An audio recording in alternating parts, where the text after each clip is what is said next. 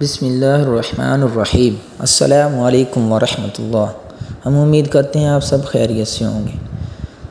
حضرت علی رضی اللہ تعالی عنہ فرماتے ہیں کہ سرکار دو عالم صلی اللہ علیہ وآلہ وسلم 27 رمضان المبارک کو مسجد نبوی شریف میں صحابہ کرام کے ساتھ تشریف فرما تھے، اور آپ صلی اللہ علیہ وآلہ وسلم گزشتہ پیغمبروں کی حکایات بیان فرما رہے تھے کہ جبرائیل اور میکائیل علیہ السلام 120,000 فرشتوں کے ساتھ حاضر ہوئے۔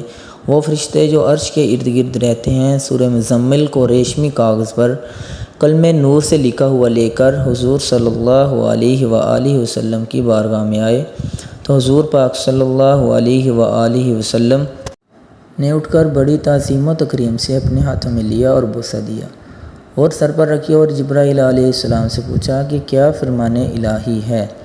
حضرت جبرائیل علیہ السلام نے عرض کی، اللہ پاک فرماتے ہیں اگر میں اس صورت کو پہلے پیغمبروں کے زمانے میں بھیجتا تو اس کی برکت سے ان کی امت میں سے ایک بھی گناہ گار نہ ہوتا، اور اس کی برکت سے سب کو بخش دیتا۔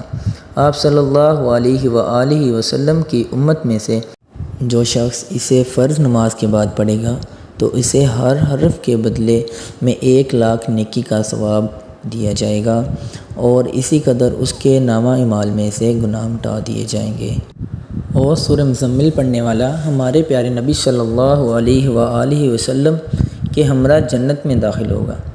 امیر المؤمنین حضرت ابوبکر صدیق رضی اللہ تعالی عنہ فرماتے ہیں کہ آپ صلی اللہ علیہ وآلہ وسلم کے وصال کے بعد آپ صلی اللہ علیہ وآلہ وسلم کی زیارت اس بابرکت صورت کی وجہ سے ہوا کرتی تھی، اور کوئی شخص اس صورت کو دن یا رات میں ایک مرتبہ بھی پڑھتا ہے تو اللہ پاک اپنے فرشتوں کو فرمائے گا تم گواہ رہنا، اس شخص کو میں نے بخش بھی دیا ہے اور اس کو اپنا محبوب بھی بنا لیا ہے۔ سبحان اللہ۔ اللہ پاک ہمیں اس پر عمل کرنے کی توفیق عطا فرمائے۔ اللہ پاک ہمارا حامی و ناصر ہو۔ جزاک اللہ۔